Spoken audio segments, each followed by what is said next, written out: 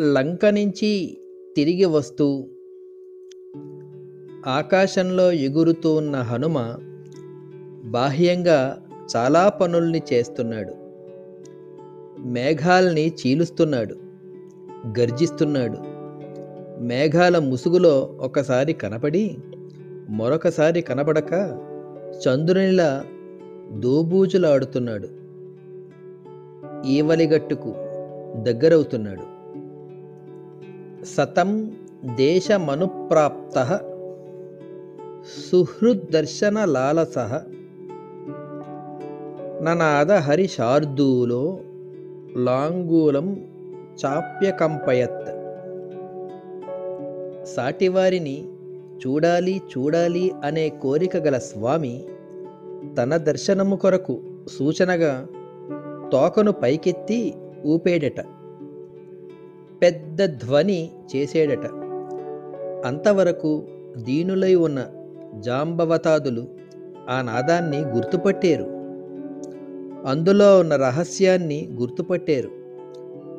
సర్వదా కృత కార్యోసా ఆంజనేయుడు పనిని పూర్తి చేసుకొని వస్తున్నాడు.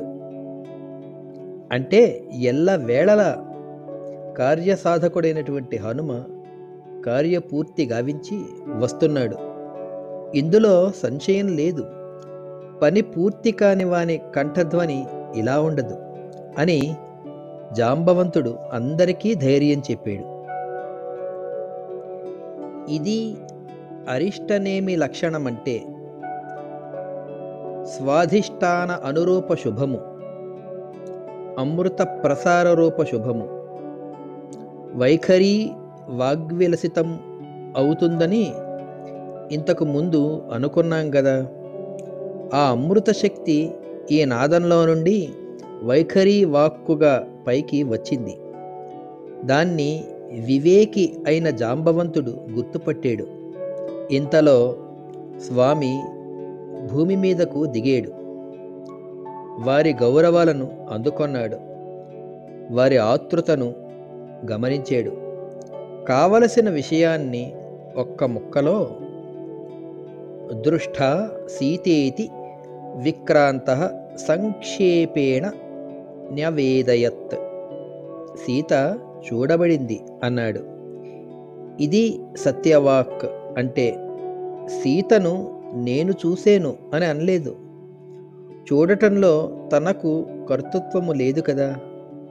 అందుకని ఆ తరువాత సముద్రాన్ని దాటటము, అశోకవనంలో సీత కనపడటము, ఏకవేణీ ధరా బాల రామదర్శన లాలస ఉపవాస పరిశ్రాంత జటిల మలినా కృష అంటూ పాపం ఏదో ఆమె ఉన్న స్థితిని చెప్పటం ప్రారంభించాడు హనుమ. అక్కడ ఉన్న వాళ్లకు స్వామి మాటలు వినబడటం లేదు. ఎందుకని? వాళ్లకు దృష్టా సీత అనే అమృతప్రాయమైన ఒక్క మాటే చెవికెక్కింది. అంతే. క్షేళంతి అన్యే నదంతి అన్యే గర్జంతి అన్యే మహాబలాః చక్రుః కిలకిలాం అన్యే ప్రతిగర్జంతి చాపరే. వారంతా సింహనాదాలు చేశారు, ఆనందధ్వనులు చేశారు, గర్జనులు చేశారు, కిలకిలలాడారు.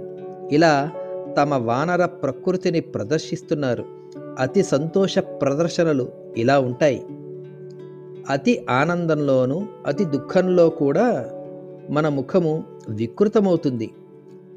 వికృతి వానర లక్షణం కదా.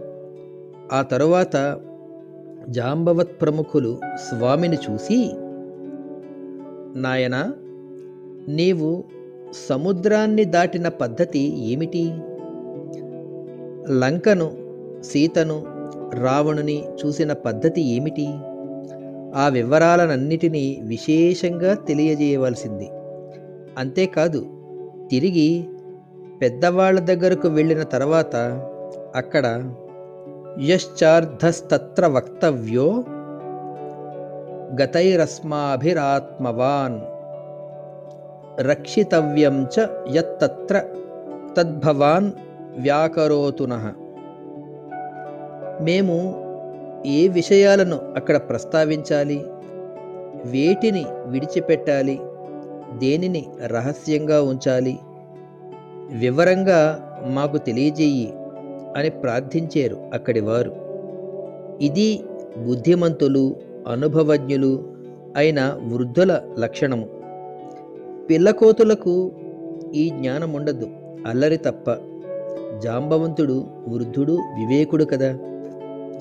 ఇక్కడ ఆంజనేయ స్వామి తాను సముద్ర లంఘనం చేసినది మొదలుకొని తిరిగి తన వారి వద్దకు వచ్చే పర్యంతము ఏమి జరిగినదో సంభాషణలతో సహితంగా వివరించి చెప్పాడు. స్వామి వాక్య విదాంవిదుడు కనుక ఔచిత్యాన్ని అనుసరించి ఎవరకు ఏది ఎంతవరకు చెప్పాలో అంతవరకే చెప్తాడు. సీతను గురించి చెప్తూ వారికి తెలిసే సీత బాహ్య రూపాన్నే చెప్తాడు.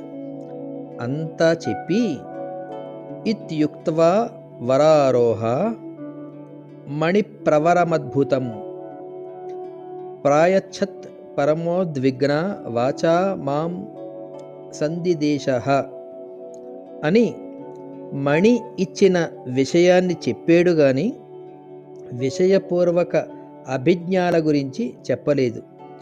వివేకవంతుడైన హనుమ ఈ విధంగా సర్వ విషయ నివేదనము చేసి నేను చేసినదంతా చెప్పాను.